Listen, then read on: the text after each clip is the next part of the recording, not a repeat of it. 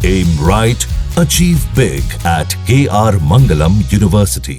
ऐसे में जबकि बागेश्वर धाम के पीठाधीश्वर पंडित धीरेन्द्र कृष्ण शास्त्री का 29वां जन्मदिन है, हम उस शख्स से आपको मिला रहे हैं जो उनके बाल सखा रहे हैं और उनकी संघर्षमयी यात्रा आज सफलता के शिखर पर है। लेकिन जिस संघर्ष के दौर से वो गुजरे हैं उसमें वो उनके साथी ने हमारे साथ हैं शेख मुबारक जी, जो उनके बुरे वक्त में भी साथ थे और अभी भी जन्मदिन की बधाई देकर आए। जी नमस्कार। तो शेख मुबारक जी, हम शुरू इसी से करते हैं कि आपकी मुलाकात कब हुई थी, उनकी उम्र कितनी थी और कथा का ये जो पूरा प्रवाह चला है।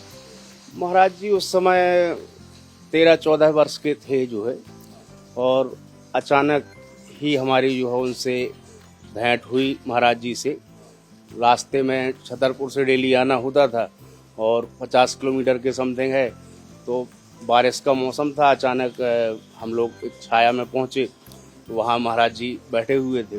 ऐसी धर्म को लेके थोड़ा सा वार्तालाप छिड़ गया, तो उस समय जो है वो शामिल हुए उस वार्तालाप में। चूँकि उस समय उनकी आयु बहुत कम थी और उस उम्र में हमने किसी भी बच्चे को इस उम्र में मतलब जो है धर्म के प्रति एक इंटरेस्टेड नहीं देखा। तो हाँ, थोड़ा सा हमें लगा उनके चेहरे पे अलग वो तेज था जो है, तो हमने समझा कि यार इनका कुछ अलग ही हिसाब किताब दिख रहा। तो फिर हम लोगों की मुलाकात हुई। इसके बाद हमने उन्हें अपने गांव चुरारन इनवाइट किया। उन्होंने कहा कि हम सत्संग करते हैं और भागवत कथा करते हैं। तो नवरात्रि के समय 9 दिन का जगराता टाइप का रहता है, तो भागवत कथा का उन्होंने आयोजन किया 2013 में। तो ये हमारे लिए बड़ा ही आश्चर्य का वो विषय था कि इनकी इतनी छोटी आयु थी कि ये कथा कह पाएंगे अच्छे से या नहीं कह पाएंगे। हाँ, 15-16 साल के थे। लेकिन जब इन्होंने आके अपना मंच संभाला और जो उनकी कथा वाचने की शैली थी, उससे ग्रामीण गांव के लोगों को इतना प्रभावित किया कि ये सब सारी चीज़ें देख के हम हाँ, ये पहले से ही जो है वर्ष 2012-13 से इनके पास वो हुनर था और वो संगीत कथा में किस प्रकार से जो है कहाँ क्या जो है सिस्टम आना है, वो मतलब उनके पास शुरू से ही था। अच्छा, आपको लगता है कि वो अध्ययन शुरू से करते थे, या क्योंकि आपने जैसा बताया कि आपको लगा कि 13-14 साल की उम्र में इतना कोई विद्वान नहीं होता, तो ये आपको लगता था पढ़ते लिखते रहते थे बकायदा? हाँ, इनका क्या है कि जैसे कि स्वयं अध्ययन वाला जो विषय होता है, तो संस्कार इनके सन्यासी बाबा दादा गुरु के थे ही, और तेज ब्राह्मण थे कुल से, तो निश्चित रूप से ब्राह्मण तो तेज होता ही है। तो और इनके जो है पैतृक संस्कार, दादाजी के पास अधिकांश उठना बैठना रहता था। इनके परिवार में चाचा जी लोग सब लोग जो है धर्म ग्रंथ से साहित्य से जुड़े हुए लोग हैं। तो इनका जो है एक परिवार से जो इनको संस्कार मिला, जो सभ्यता मिली, उसके हिसाब से ये बचपन से ही इस लाइन में, चाहे वो कथा का मंच हो या कहीं वार्तालाप किसी भी प्रकार का, उसमें हमेशा आगे रहे हैं। संघर्ष बहुत देखा, क्योंकि पहले एक गाड़ी भी नहीं थी। वो संघर्ष का दौर बताइए, कैसे जाते होंगे गांव-गांव? गढ़ा भी जो मेन रोड है वहाँ से 4 किलोमीटर दूर है, तो कैसे चलना फिरना ये सब बताइए, और धीरे धीरे कैसे यहाँ तक?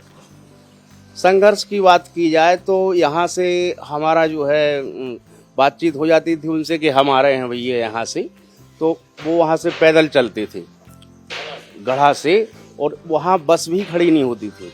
जहाँ आज सारे वाहन खड़े होते हैं, वहाँ बस कभी खड़ी नहीं हुई, गंज में खड़ी होती थी बस। तो आप मतलब इतना जो है इतना त्याग कोई नहीं कर सकता। इतनी सी उम्र में 4-5 किलोमीटर पैदल चल के छतरपुर के लिए आ जाना जाना, बसों से सफ़र करना, बहुत अनगिनत ऐसे दौर हैं कि जो आश्चर्यचकित हैं। और ज़मीन लेवल पे हर प्रकार का संघर्ष किया है महाराज जी ने। बिल्कुल। आपके साथ वो बाइक वगैरह पे भी जाते थे, वो कैसा धीरे धीरे आगे बढ़े? हाँ बिल्कुल, हम लोग जो है कहीं भी, जैसे किसी गांव में किसी ने बुलाया, सत्संग होना है हमारे यहाँ या भागवत कथा, मतलब सिर्फ एक दिन की वो सत्यनारायण की कथा होती है, तो उसके लिए राजनगर ब्लॉक में जो भी नज़दीक के गांव थे वहाँ हम लोग जाते थे। हारमोनियम, ढोलक वगैरह ये सब पूरा साजबाज भी साथ में रहता था। तो महाराज जी जो है समा को बांधने की कला उनके पास थी।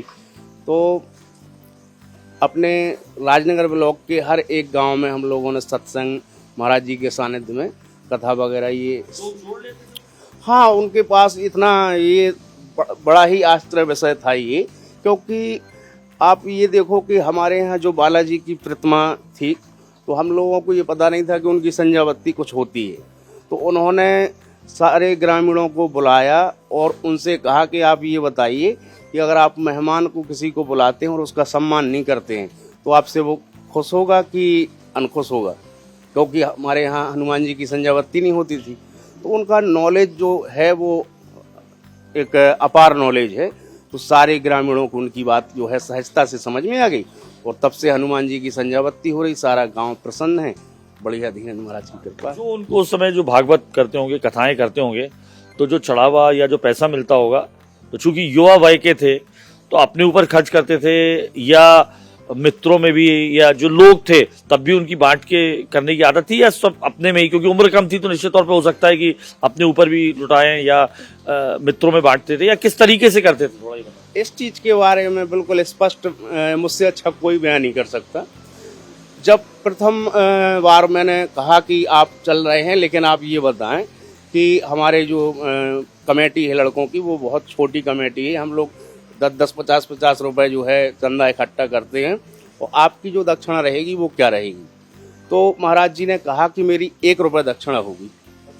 हाँ, और बड़ी आश्चर्य की बात है, मेरे पास शब्द नहीं है, वो 1 रुपये का सिस्टम उन्होंने अपनी आज दिनांक तक की लाइफ में पालन किया है। 50 लाख रुपए का वो भूलते लोग कि वो ठीक है, अपना अपना एक अंदाजा है, अपने अपने विवेक की बात है, लेकिन सच्चाई ये है कि हमने पहली बार देखा कि बगैर मांगे दुनिया में इस प्रकार का किसी को प्राप्त होता है, जो धीरेन्द्र शास्त्री को प्राप्त हुआ है।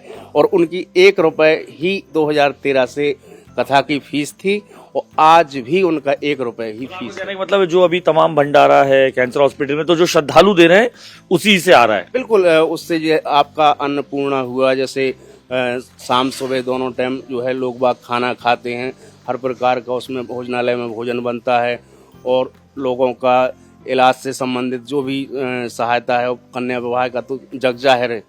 तो महाराज जी का अपने प्रति कभी जो है किसी भी प्रकार का खर्च करने का या उन चीज़ों को इस्तेमाल करने का ध्येय नहीं रहा, हमेशा जो है दूसरों को समर्पित रहा। एक बुरा समय भी परिवार में आया था, बहन का विवाह करना था, मित्र से ही मदद मांगी, वो मित्र आप ही थे, वो थोड़ा सा किस्सा बताइए।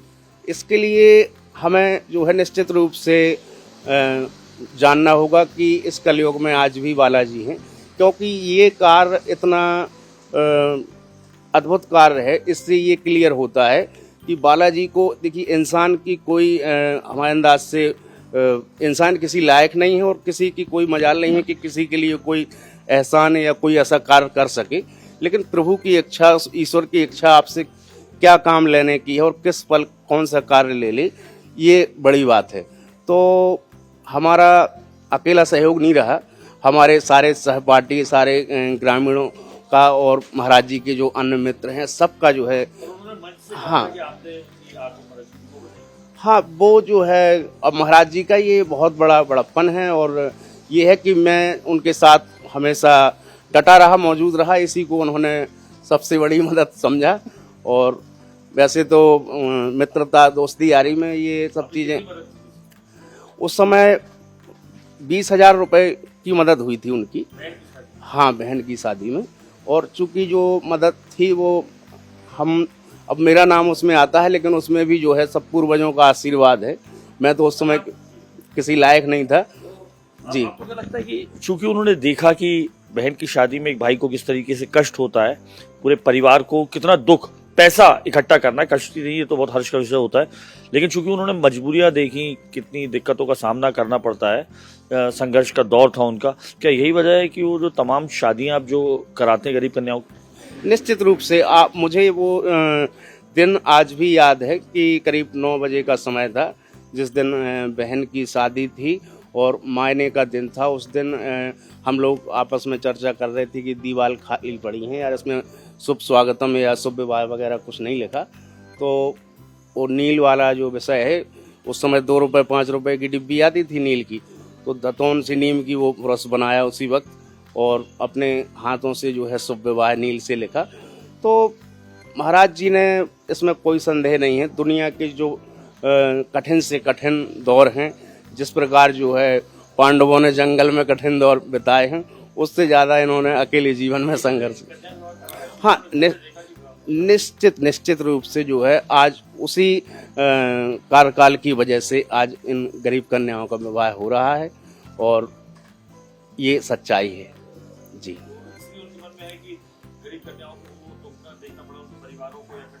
हाँ बिल्कुल, उन्होंने जो है हर एक चीज़ को महसूस किया है, जिया है जीवन के अच्छे बुरे पलों को। और कहते हैं जिसकी फटी ना बीमारी वो का जाने पीर पुराई बुंदेलखंड में ऐसी कहावतें हैं।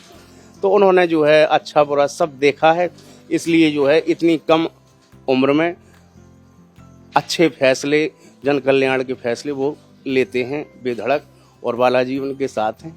हम आज देख रहे हैं आज वो यूथ के आइकॉन हो चुके हैं। ये आपको लगता था कि उनमें ये इतना मादा था कि वो लोगों को तब भी जोड़ लेते थे? धीरे धीरे ये कला थी उनमें जो आज देश विदेश में उनके समर्थक बन गए? उस समय 2013 में जो आज कला है उनके पास, आपकी बात को बता देना, ये उस समय थी।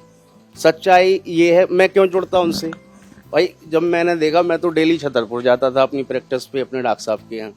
जब मुझे गांव वालों ने बताया भैया गांव महाराज जी से मिलना है, हमने कहा क्यों, आपका महाराज जी से क्या काम पड़ गया? तो उन्होंने बताया कि महाराज जी ने कई सारे बच्चे जो रात्रि में चौंकते थे, सो नहीं पाते थे, इस प्रकार के बच्चों को उन्होंने ठीक कर दिया। तो मुझे बड़ा आश्चर्य लगा इस, हाँ, कि ये सब सारी चीज़ें कैसे पॉसिबल हैं। तो मैंने फिर एक दिन छतरपुर जाना कैंसिल किया और मैं जो है पहुंचा मंदिर, 3 बजा था करीब दिन का। महाराज जी उस समय जब प्रथम बार 2013 में सो रहे थे, वो दिन में मैं पहुंचा, उनके बगल में बैठ गया तो उनकी अचानक नींद खुली। ये सच्चाई है, वो पल जो रियल बीते हैं मैं बता रहा हूँ आपको। तो उन्होंने कहा कि आज सूरज कैसे, क्योंकि मैं रुकता नहीं था। अब मैं इसलिए रुका कि मुझे जानना था यार कि ये चक्कर क्या है। तो मैंने उस समय महाराज जी से कहा कि आप कुछ जानते हैं, मैंने ऐसा सुना। तो वो जैसे सहज, आपने कई बार उनको हंसते हुए देखा था, उसी दौर से वो हंसे मेरे साथ। मैंने कहा नहीं, ये विषय गंभीर है, आप इसमें मुझे बताएं कि आखिर ये है क्या। तो बोले कि आपको किसने क्या बता दिया, लेकिन फिर भी बोले बताएं, आप अपना नाम बताएं, क्या लिखते हैं। तो मैंने कहा शेख मुबारक नाम है मेरा।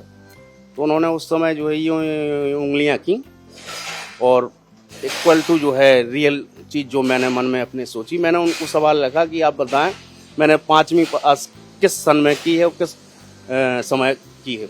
तो उन्होंने बिल्कुल रियल उस चीज़ को बयां किया। बोले आपका पेपर एक जो बिगड़ा हुआ है, किसी कुशवाहा टीचर ने उसको संभाला भी है।